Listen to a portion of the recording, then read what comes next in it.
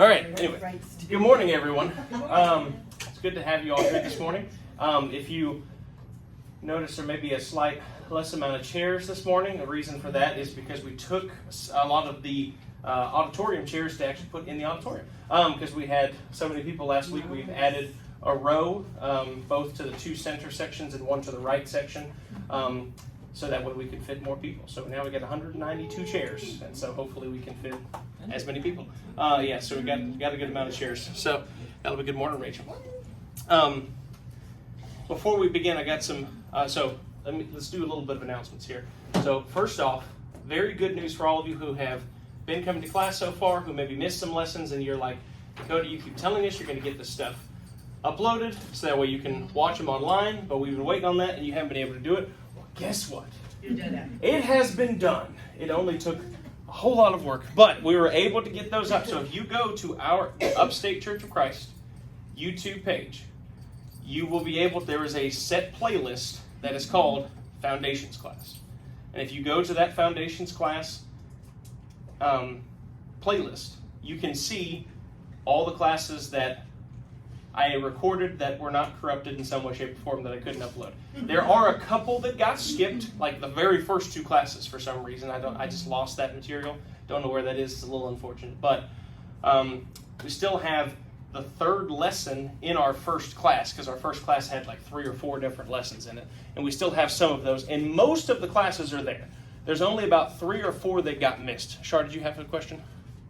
Okay, sorry, you had your hand up for a second. You're good. Okay, yeah. Okay, you're good to go. I just want to make sure. So, like I said, most of the classes are on there, and now that I've cleared all that space, hopefully we won't have any issues in future recordings, and hopefully I'll only have to upload 1 video a week instead of 20. So, we've been able to do that so far, and that is good. So if you go back and you miss some things on your handouts, I'm not going to promise that every class that you missed is going to be on there, because again, there's a few that didn't make it on there, but everyone who I had the video file for got on there, and that is the majority of the classes we've taught so far. So you're welcome to go back on those. Also, if you've got somebody who you want to share that with, you're welcome to share that information with them. Also want to welcome 2 new class members we've got today. We've got Cody and we've got Abby. So Cody, of course, we know is recently baptized. Yes, and your 2 daughters as well. So, huh? This has been coming. This has been coming. Yeah, I know she's been coming. Yeah, I knew she'd been coming. Yes. Madison and Dalton. And Madison and Dalton, well, thank y'all for coming as well. So appreciative of y'all being here. And then Abby is here as a guest of ours for a little bit, because she is here from California. She's staying here for a little bit with your grandfather, if I remember correctly. Grandmother. Okay, there you go. Staying here for a little bit. So she did like kind of walk to Jerusalem From Georgia. Well, she didn't walk here from California, luckily, yeah. She took a flight here from California. That would be quite a trip. But she did walk here to church last week, but luckily Barbara was able to take her this morning, which is great. So we're so great to have her, but if you see her willingness to come here to church, we appreciate her greatly for coming last week and this week. And of course, Cody has been recently baptized into the faith here, and we appreciate him for being here as a student at AU. So we're very thankful for him being here. Now, with this, we're kind of cramped, which is a good thing that I'm about to make the second announcement we have. So here's the deal. Starting next week, we are not going to be meeting in this room. Instead, we will be meeting in the gym. It'll be a nice open space. There are some cushy chairs, but most of the chairs we'll use are probably fellowship hall chairs, so if you want nice chairs, come early. Simple as that. There are some cushy chairs in the gym, but otherwise we're going to be using fellowship hall chairs. I'll pull the little cart we've got stacked with chairs, and everyone will get a chair. My request would be, if you come, you grab a chair, you put it where you'd like to in front of I'm going to have a little cart with a television, so we can still have our little setup as we normally have. It's going to be a much bigger television, actually. We're going to have that in there, and that'll be great. But all I ask is at the end of class, you take a chair, put it back on the stack. If you are physically unable to do so, please ask somebody who looks like they're physically able to do so. Bradley volunteering his wife for this duty. So, like I said, that'll be starting next Sunday. So please, when you come in here next Sunday for the Foundations class, don't come in here, because Harold's going to be teaching a youth class in this room. And so we instead are going to be in the gym, having our Foundations class in there. And it looks like it's a good thing, because we've got quite a few people in this class this morning, so which is great. And hopefully we'll just continue to grow this thing, which is wonderful. Before we begin, we're going to continue on our class that we started with last week, as we were talking about Jacob and Esau, the brother relationship that is there. If we could please, if I could have Bradley, would you mind opening us up in a word of prayer? Sure. Our Heavenly Father, Lord, we are truly blessed to be here today. We thank you so much for each and every one that is here, and ask you to bless each and every one of us, dear Lord. Open our minds and our hearts that we may receive your word and understand your will for us in this life better, dear Lord, that we may serve you better as your children. Be with Dakota as he leads this class and teaches us, dear Lord, that you give him a good recollection of what he has prepared and studied, dear Lord. And may we open or listen with open ears. In Jesus Christ's name we pray. Amen. And those for you that are new to class as well, do I have more notebooks? You know what? One notebook can get repurposed because she's in California, so we don't need to. She should be fine if she loses hers.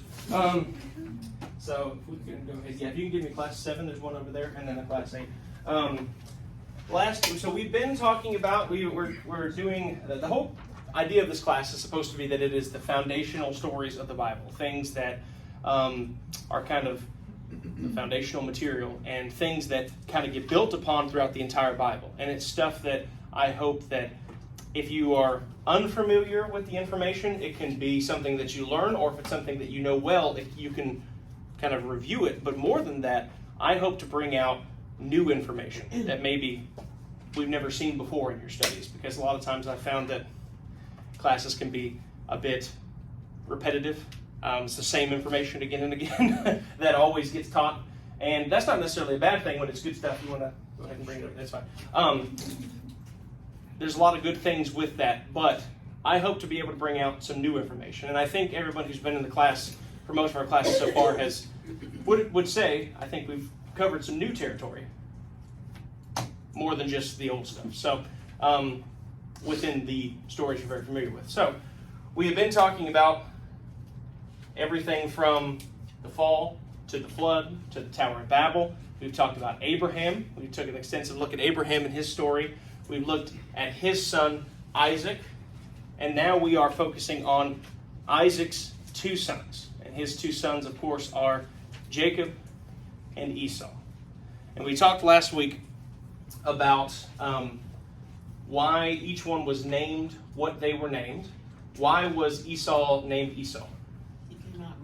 He came out red and covered in hair, right? And the word for red in the Hebrew language is actually Edom, which eventually becomes the people that are descended from him, the Edomites, right? But he is called this as kind of adjacent to what he looked like coming out of the womb, as he was all red and covered in hair.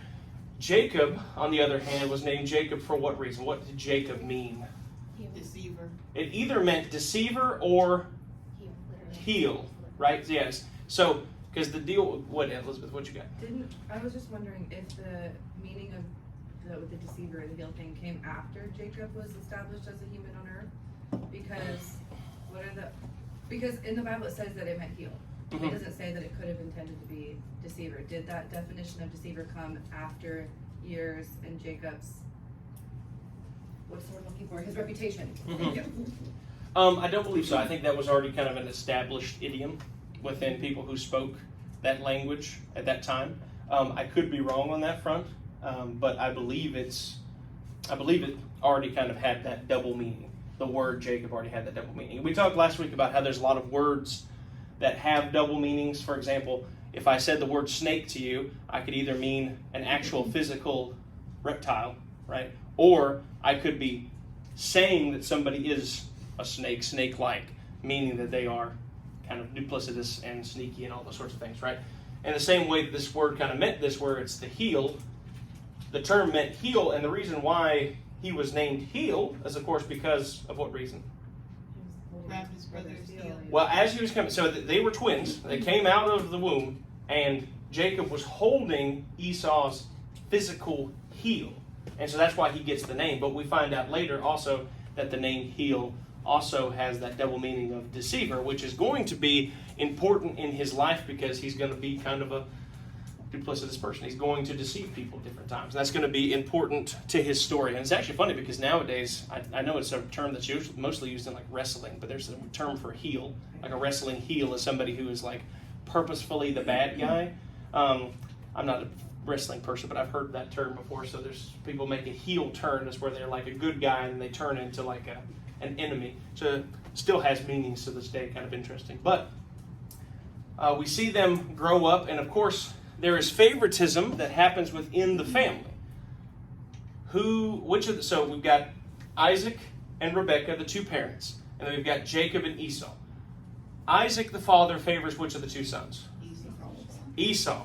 He favors Esau, whereas Rebekah favors Jacob, right? And we don't know if because of the favoritism they ended up becoming the people who they became, or vice versa. But what was Esau known for? He was a skilled hunter. He was an outdoorsman.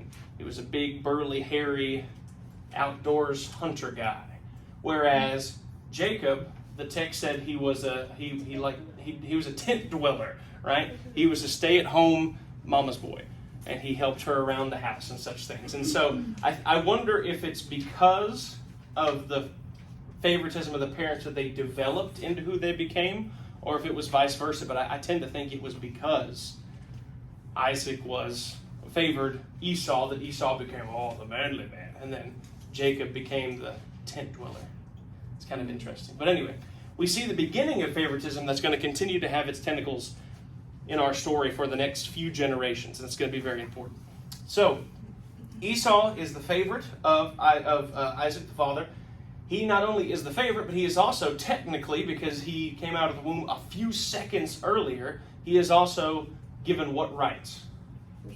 The right of the firstborn, right? Because he is technically, by a few seconds, the firstborn. And so because of this, he has the birthright. He is going to receive all the inheritance. He's going to receive all the things that are supposed to be given in inheritance. And he is going to gain these things because he is the firstborn. However, we saw last week that Esau gives up this right. And the reason why he gives up this right is because he, it seems like for maybe the first time in his life, goes for a hunt and he's unsuccessful. Right? We're told he's this mighty hunter. He's this very good warrior and hunter. But this time he comes home starving and exhausted. And he goes into the tent. And there's some very interesting things to point out last week. The fact that he probably could have went to a lot of other tents. He probably could have went to a lot of other servants. There was a very rich family. He could have done all these things. But he came to his brother's tent. And in that tent, Jacob was making some stew. Specifically, we find out some red stew, which continues with the Edom, the red thing. So he's making this red lentil stew. And Esau says, give me some of that stew. Now, if Jacob was a nice, good person, he would say, yes, brother, I love you. Here's some stew so that you do not perish and die and be exhausted anymore, right? That's what a good person would do. Is Jacob that good person at this point, though? No, he says, what can I get out of this? And so he says, sure, I'll give you some of the stew if you sell me your birthright. And this is where we see kind of the fiery, maybe not thinking all the way things through, a character of Esau where he says, I don't care about my birthright because I'm going to die if I don't eat stew right now. This is not a person who probably has ever went without for a long period of time. He's not somebody who probably experienced hunger at all at any time, especially if he's a very successful hunter. This may be the first time he's ever experiencing hunger. And he thinks it's so bad that he thinks he's going to die at any second if he does not eat something right now. So he willingly sells his birthright. So we talked about this. Esau comes home exhausted, and he willingly sells his birthright to his brother Jacob. And at this point forward, the text says that Esau despises his birthright because obviously he don't got it no more because it has been given to his brother Jacob. But this is not, of course, the last thing that Jacob is going to take from Esau. This is new material that we didn't cover last week. So we're going to talk about Jacob's deception, his true deception. We're going to talk about that. We're going to be in, what text are we in this week? We're going to be in Genesis. I think we're still going to be in 25. Hold on. I don't need the preface of the Bible. Okay. Yes, so we're going to be in actually 24. We're going to be in 24. So we're going to be in verse, are we? Are we going to be in 24? Oh, no, yes, we are going to be in 24. Okay, so we're going to be in chapter 24. And we're going to be, wait, hold on. No, we're going to be in for 27. I don't know where we are. Okay, we're in 27. We're in a good place. We're in 27. We're going to be in chapter 27. Oh, I see. Yes, we're going to be in chapter 27. And in verse 27, we're going to see what Jacob and Rebekah do in order to take the blessing from their brother, from Jacob's brother Esau. So the way we do reading in here is that I will read verse 1, and then we're going to go in a circle around the room, everybody reading one verse. So I'm going to begin in verse 27, verse 1, and we're going to go until I tell us to stop. So we'll start in verse 1.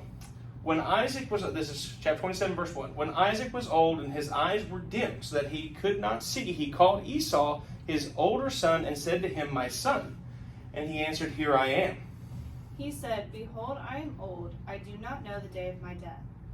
Now then, get your equipment, your quiver and bow, and go out to the open country to hunt some wild game for me. And prepare for me delicious food such as I love, and bring it to me so that I may eat, that my soul may bless you before I die." Now Rebekah was listening when Isaac spoke to his son Esau. So when Esau went to the field to hunt for game and bring it, Rebekah said to her son, "I heard your father speak to your brother Esau. Bring me game and prepare for me delicious food, that I may eat it and bless you before the Lord before I die. Now therefore, my son, obey my voice as I command you. Go now to the flock and bring me from there 2 choice kids of the goats, and I will make savory food from them for your father, such as he loves. And you shall bring it to your father to eat, so that he may bless you before he dies. But Jacob said to Rebekah his mother, "Behold, my brother Esau is a hairy man, and I am a smooth man. Perhaps my father will fill me, and I shall seem to him to be mocking him, and bring a curse upon myself, and not a blessing." His mother said to him, "My son, let the curse fall on you. Just do what I say. Go and get them for me." So he went and took them and brought them to his mother, and his mother prepared delicious food, such as his father loved. Then Rebekah took the choice clothes of her elder son, Esau, which were with her in the house, and put them on Jacob, her younger son. And she put the skins of the kids of the goats on his hands and on the smooth part of his neck. And she put the delicious food and the bread which she had prepared into the hands of her son Jacob. So he went in to his father and said, "My father." And he said, "Here I am. Who are you, my son?" Jacob said to his father, "I am Esau, your firstborn. I have done as you told me. Please sit up and eat some of my games, that you may give me your blessing." But Isaac said to his son, "How is it that you have found it so quickly, my son?" He answered, "Because the Lord your God granted me success." then Isaac said to Jacob, "Please come near, that I may feel you, my son, to know whether you are really my son Esau or not." So Jacob went near to Isaac his father, who felt him and said, "The voice is Jacob's voice, but the hands are the hands of Esau." And he did not recognize him, because his hands were hairy, like his brother Esau's hands. So he blessed him. He said, "Are you really my son Esau?" He answered, "I am." He said, "Bring it near to me, and I will eat out of my son's game, so that my soul may bless you." So he brought it near to him, and he ate, and he brought him wine, and he drank. Then his father Isaac said to him, "Come near and kiss me, my son." So he came near and kissed him, and Isaac smelled the smell of his garments, and blessed him, and said, "Oh, I'm so sorry, I just hit the line." I'll just wait. See, the smell of my son is as the smell of a field that the Lord has blessed. May God give you of the dew of heaven, and of the fatness of the earth, and plenty of grain and wine. May nations serve you, and peoples bow down to you. Be Lord over your brothers, and may the sons of your mother bow down to you. May those who curse you be cursed, and those who bless you be blessed. And as soon as Isaac had finished blessing Jacob, when Jacob had scarcely gone out from the presence of Isaac his father, Esau his brother came in from his hunting. He also had made savory food, and brought it to his father, and said to his father, "Let my father arise and eat of his son's game, that your soul may bless me." And his father Isaac said to him, Who are you? So he said, I am your son, your firstborn, Esau. Then Isaac trembled very violently and said, Who was it then that hunted game and brought it to me, and I ate it all before you came? And I have blessed him. Yes, and he shall be blessed. As soon as Esau heard the words of his father, he cried out with an exceedingly great and bitter cry, and said to his father, Bless me, even me also, O my father. But he said, Your brother came deceitfully and took your blessing. Esau said, He is not rightly named Jacob, for he has cheated me these 2 times. He took away my birthright, and behold, now he has taken away my blessing. Then he said, Have you not reserved a blessing for me? Isaac answered and said to Esau, Behold, I have made him lord over you, and all his brothers I have given to him for servants, and with grain and wine I have sustained him. What then can I do for you, my son? Esau said to his father, Have you but one blessing, my father? Bless me, even me also, O my father. And Esau lifted up his voice and wept. Then Isaac his father answered and said to him, Behold, away from the fatness of the earth shall your dwelling be, and away from the dew of heaven on thy By your sword you shall live, and you shall serve your brother. But when you grow restless, you shall break his yoke from your neck. So Esau hated Jacob because of the blessing with which his father blessed him, and Esau said in his heart, The days of mourning for my father are at hand, then I will kill my brother Jacob. Okay, we're good for the reading. Thank you all so much. Okay. So, very interesting story. It's the reason why I wanted to kind of read it in its totality, because it's a very interesting story. Thank you all for reading. I'm really glad that we can do that. We can share the burden together in that way. We're all just clearing our Yeah, that's good. Everybody did a great job, and thank you so much for doing that. Like I said, it helps to share the burden, because everybody only had to read like 2 or 3 verses the whole way, so that works out well. So let's talk about what happens here. So, Jacob, with the help of who? His mother, Rebecca, are out to plot to steal the blessing from Isaac. Now, Isaac is blind. That's the next fill in the blank on your sheet. Isaac becomes blind in his old age, and he wants to bless his favorite son, Esau, before he dies. He knows at this point, hey, I'm blind, I'm getting old, I know my days are numbered, and so I'm going to bless my son before he dies. Now, here's the thing. Us in our modern day, it's like, okay, a blessing, what does that actually matter? Here's the thing. Does Isaac's words have power? So when his wife was infertile and could not give birth, Isaac prays to God. And eventually she is able to conceive with 2 children, right? His words have some power. And because of this, his blessings are going to stick. This is not a small thing. What he is going to say clearly is a blessing that God has given to him to bestow onto his son. And so this is a big deal. And remember, this blessing is very important because when Esau is going to receive, well, I should say this, when Isaac dies, will Esau receive an inheritance? No. No. Why? Because he's already sold it to Jacob. The birthright is. And the birthright, when you get the firstborn, this is the thing, in ancient times, the firstborn gets it all, right? It's a little different in a few thousand years during the time of Christ, and there's some reasons for that, but eventually they try to divvy it out evenly. That's where we have the tale of the prodigal son, and the one son says, I want my inheritance now. It's divvied up a little bit differently. But back in this day, it was the firstborn gets it all. And the second and third have to make their own way, or however many after that. They have to make their own way, right? And so he's already given that up. And this blessing is all he's got left. He's not going to get the wealth of the family. And if this blessing is taken from him, he's going to literally have nothing except for his own strength. That's going to be the only thing he can count on. And so this is a big deal. And Isaac wants to give this blessing to his favorite son, Esau. So he says, Esau, go and get me some of that food that I love so much. Hunt me down some stuff. Kill it. Make a stew that you know I love. Bring it to me, and I will bless you before I die. It's a big moment.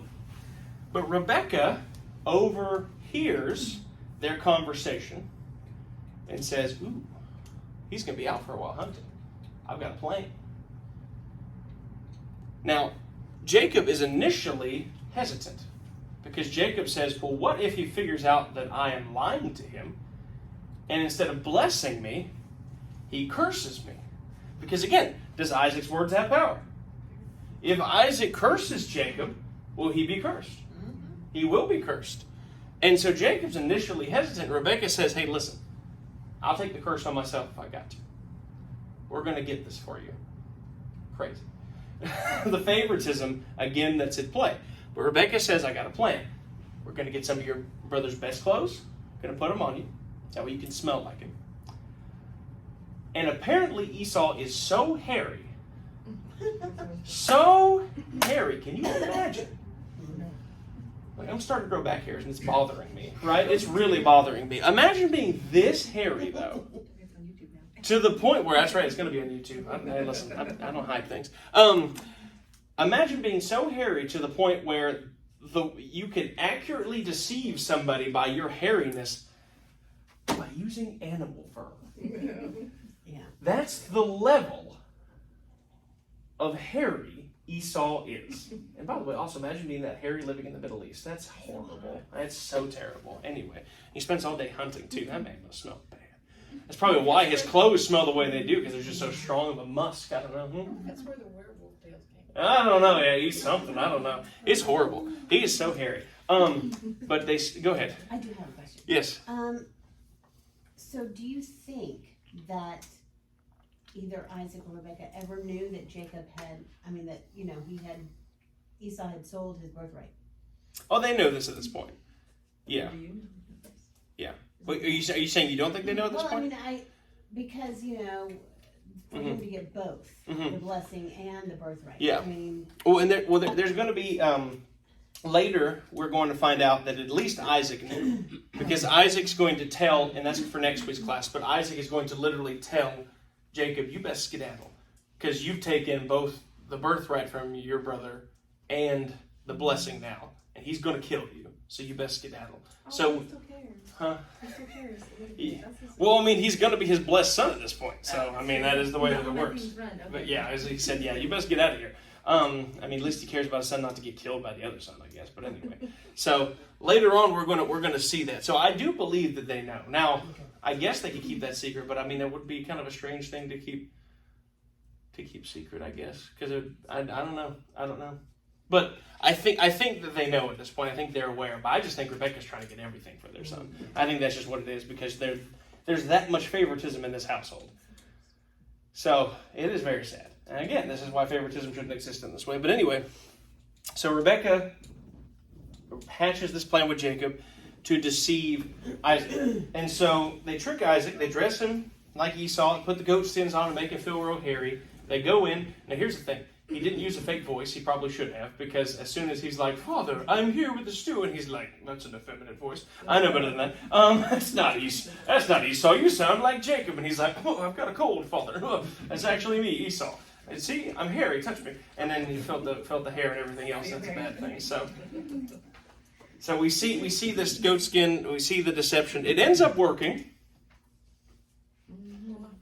Huh? Not for Esau, but the deception works, though. The deception works. It works for them. He gives Isaac the blessing. Specifically, he blesses Isaac in this way. Isaac blesses Jacob in this way. I'm sorry, the wrong name is this. Isaac blesses Jacob in this way, and he promises him all these wonderful things. And again, was all of this foretold?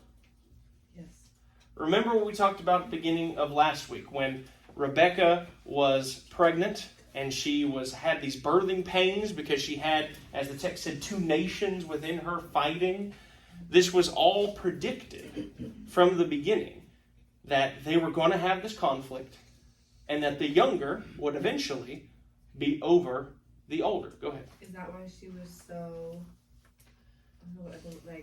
committed to making sure Jacob got everything?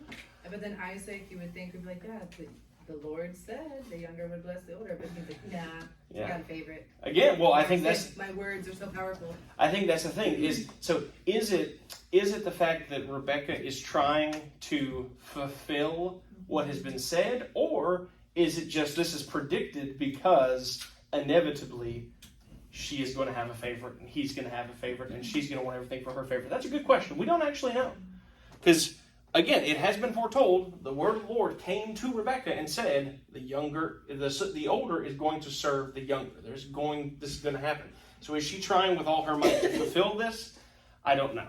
That would be a nice thing to think, because it would make Rebecca look a lot better. But then maybe not, because you think Isaac would have been on board since he is faithful to the Lord.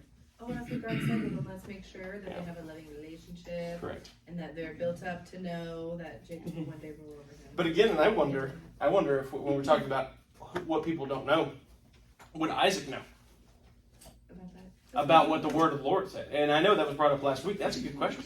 The Lord spoke to The Lord spoke to Rebecca, but did she hide it in her heart and not share that with anybody else? We don't know. We're not told that she did or not, but I don't think she had good intentions because it said that she overheard them.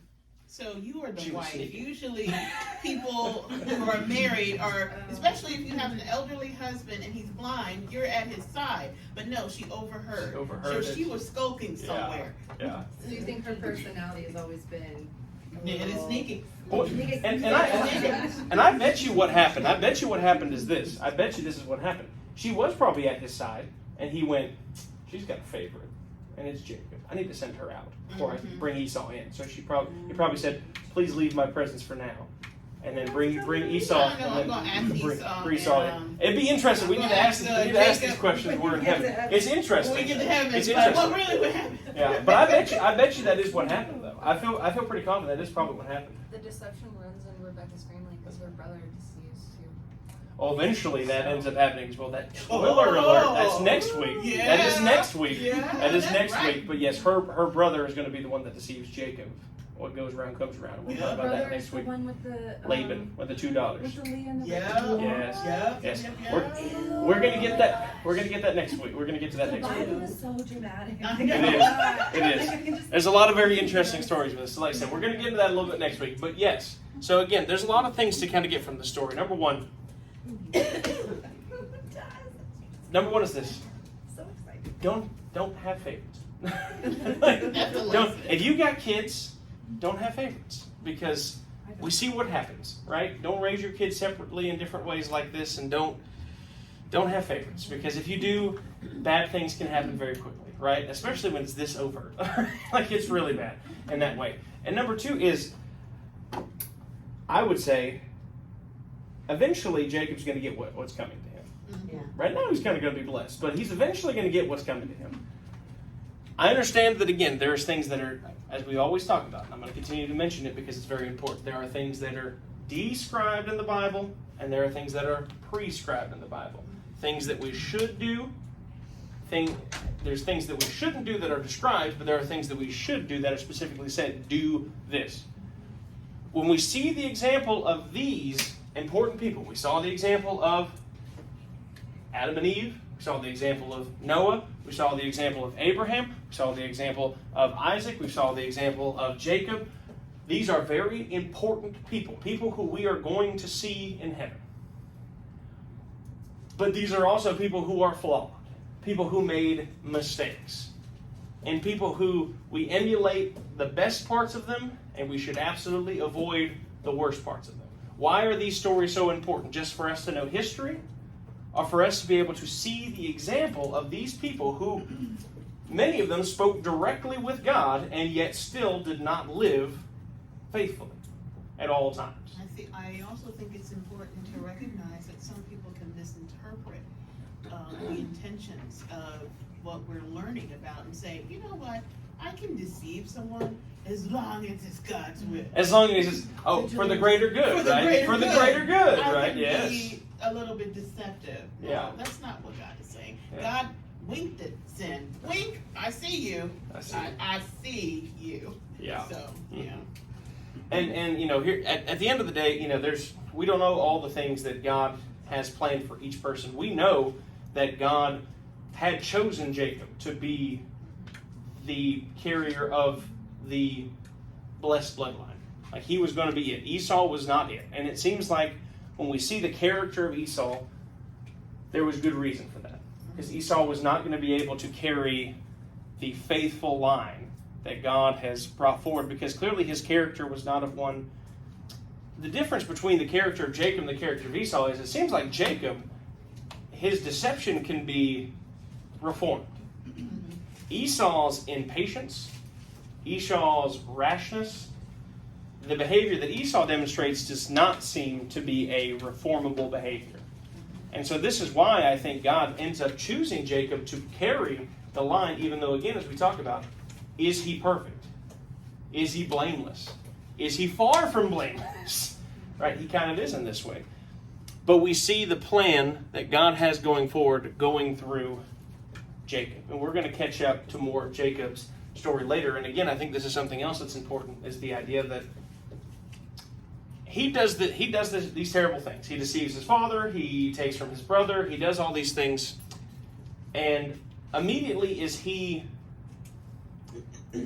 punished for these things? Is justice immediately done to Jacob for these things? No. We're going to see next week, it's going to take a little while for Jacob to receive his just deserves, but is he eventually going to get them? He is. And we're going to see that starting next week. So again, a quick review of some announcements from earlier. Go to the Upstate Church of Christ YouTube page. And if you're like, which one is it? Because I think there may be multiples, but it's not ours. If you look at ours, it's got the little logo that says Upstate Church of Christ within the outline of the state of South Carolina. It looks all nice and junk. And it's black and white. You can look, and a little bit of gray. So you can go into there and find it there. It's where we stream our services as well, if you ever want to see those on the not Facebook platform. So you can go back through and watch those if you've missed. Yes, we're not meeting in here next week. So remember, if you come to the Foundations class, we're not going to be in here. We're going to be in the gym. So please come to the gym, prepare for that. Also, if you've got chillins, please make sure they don't go into the gym when you first get here, because we're going to be setting up for the class, obviously, at that point. And that also means that they don't need to immediately rush in there after class either. So let them know, hey, don't run immediately into class, because we need to take things out of that gym, including the cart that's going to have the TV in it. So let that be known. But after that, they can destroy things as they will. So, not actually telling you to let that happen, but it just happens anyway. So